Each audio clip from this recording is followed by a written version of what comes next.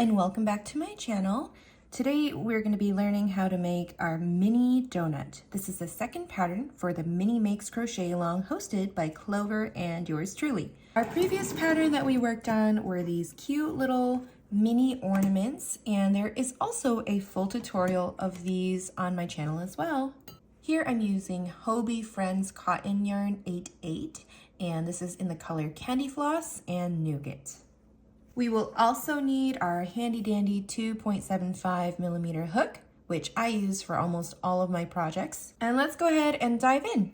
To begin, we're gonna make a slip knot and then chain 10 in our Candy Floss colored yarn.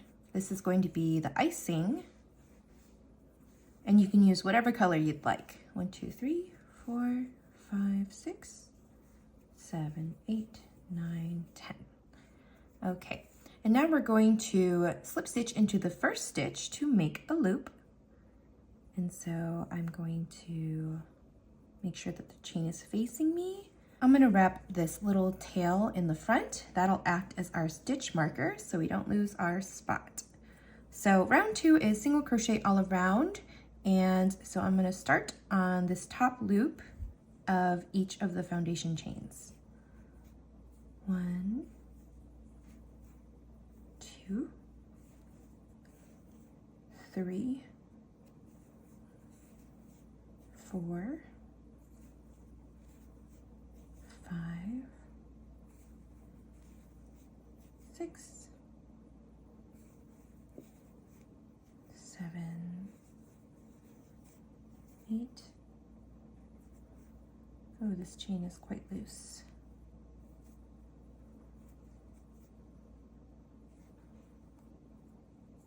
Oops, 9, and our last one is here, 10. All right, and then round 2, we will single crochet and increase all around, bringing our stitch count up from 10 to 15. So in both loops now, single crochet, increase, single crochet, increase, single crochet, increase, single crochet, increase, single crochet, and increase. Okay, let's do a quick stitch count, starting from the stitch next to where we're coming out of. So that's 1, 2, 3, 4, 5, 6, 7, 8, 9, 10, 11, 12, 13, 14, and 15. Wonderful. Now we're going to pull up a loop and cut our yarn. We're going to use the invisible finish. So how we do the invisible finish is we're going to count 1 stitch to the left of where we fastened off, and then another stitch. From the back to the front, let's pull through this yarn tail here. Okay, and now from where our yarn tail is coming out of, we're going to insert our hook from the back and pull the same yarn tail through again. So from the back now, wrap it around and pull it through. When you tug tightly, that has now created our faux single crochet stitch, and my hook is right underneath it. So we're going to begin the donut portion of the pattern now, the bottom part, and we're going to set this aside and create a slip knot first. So I just loop it around and pull this loop right up, and then pay attention to where that faux stitch is. It's right over here. We're going to go into the stitch to the left of it in the back loop only. Insert the new color and tighten up that slip knot on your hook. Pull through. And now we're going to begin round 3, which is in the back loops only to loosely slip stitch all the way around. So by slip stitching loosely, we're creating like a straight edge for our color change. And make sure to pull up each slip stitch a little bit so that it is nice and loose. You don't want your piece to pucker, and that's what'll happen if you're slip stitching too tightly. So take your time with working on tiny pieces like this, because it's a lot about precision. It's a lot about paying close attention to what you're doing and being consistent. So it's a great way to practice your skills. Okay, moving the yarn tails out of the way as I work. And with this round, the new start of our round has shifted from the beginning since we worked into the stitch next to the faux stitch we created. So just keep that in mind. Okay, we are all finished. Tug on those tails a bit. You can even tie a little knot with the pink tail if you don't want that faux stitch to move around. And we will be using these little yarn tails as stuffing. So for now, I think I'm just gonna push it out of the way. I think we'll be fine. All right, round 4 also worked in the back loops only. We're gonna single crochet all around. So in the back loops, single crochet all around. It's 1, 2,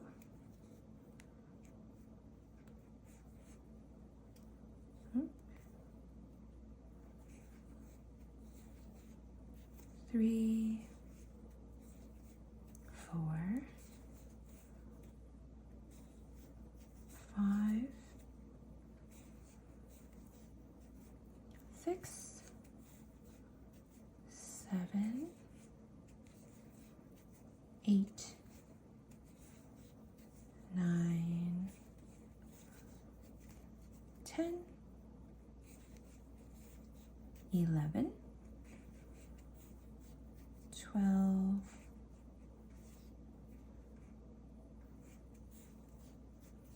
13, 14, and 15. Okay. Now for round 5, we will single crochet and decrease 5 times to bring our stitch count down from 15 to 10. Even though I'm using yarn under for invisible decreases, I always use yarn over. I mentioned in my previous tutorial, it's because yarning under for the decreases creates bulky corners, which I don't like. So I'll demonstrate what I mean. So single crochet and then decrease is yarn over. Single crochet, I'm continuing my yarning under, and then my decrease is yarning over. Single crochet, decrease, and single crochet, decrease. And we finish on our decrease. Now we're going to fasten off. So just slip stitch into the next stitch over, pull up a tail for sewing. And adding the sprinkles before you sew it all together is your preference. For this video, I'm going to sew it up first, and then that way it'll allow me to figure out where I want all of the sprinkles to lay. So the inside of our icing has 10 chains, and then we just finished with 10 stitches. And so we're going to be sewing the 2 together, but I cannot stress enough how important it is to make sure that you are going into the right loops. So the way I do that is I'm going to be sticking my index finger in the center just to make sure I am going through the correct loops. So we're not going to cut it dangerously short, just enough so it's not in our way. Using my tweezers, my handy dandy tweezers. I will link this in the description below as well. And I'm just going to push it off to the side. Okay.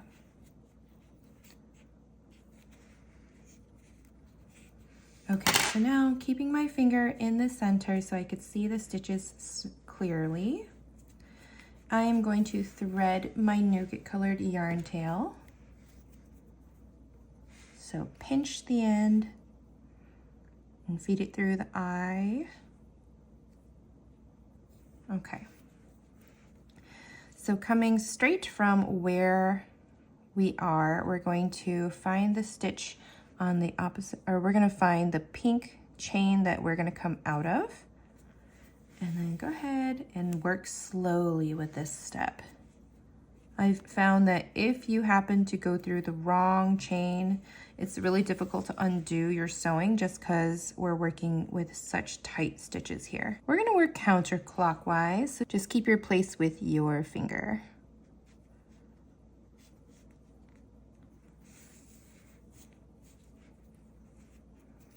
Okay.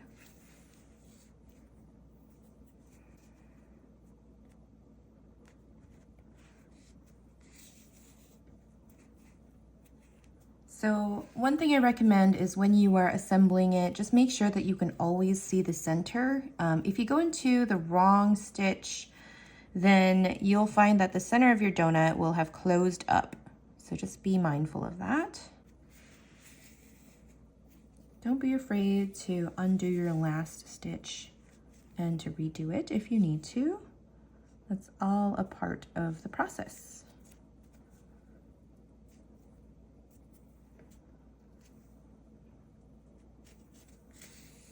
Go ahead and pause this video and meet me back when you are finished. Okay, so I'm just about finished, and for the rest of the yarn tail, I'm just going to bury it into the inside of our piece. I'm going to use my tweezers and just squish in the last bit of the tail here. And then we will work on the sprinkles. If you want to stretch out the center of your donut, you can go ahead and use the back of your hook and just let it sit for a little bit. But as you can see, working in the back loops only allowed us to have a much cleaner color change rather than like the zigzag. Our very last step for our donut is to embroider white sprinkles. So I'm going to cut about a foot of yarn, or embroidery thread, excuse me. And we'll come out one spot of the donut, maybe from the bottom here. And be sure to leave about a 3-inch tail or so, because at the end we're going to secure this in a knot. So I'm just going to make each of my sprinkles about 1 stitch wide and just have fun with it. Go in whatever direction you want.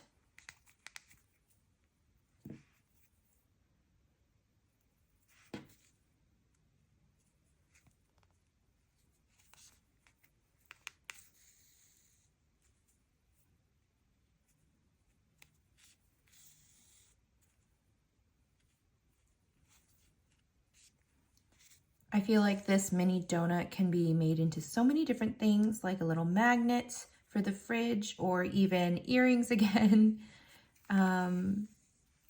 Oops, and I think I see a little bit of my inside sticking out, so I'll just tuck that back in.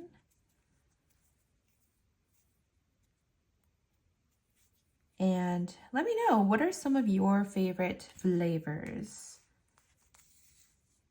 I feel like glazed, just the classic glazed, would probably be my go-to. But I know for sure my daughter's favorite is chocolate with sprinkles. As many sprinkles as possible, right? What kid doesn't like sprinkles? Okay, and I'm just gonna take a look. Every now and then just pause and see, oh, does that look like enough? I think I want one more on this edge here. Right there. And then we're going to come back out where the yarn tail was left behind. Okay. Tie a double knot and then secure it in place.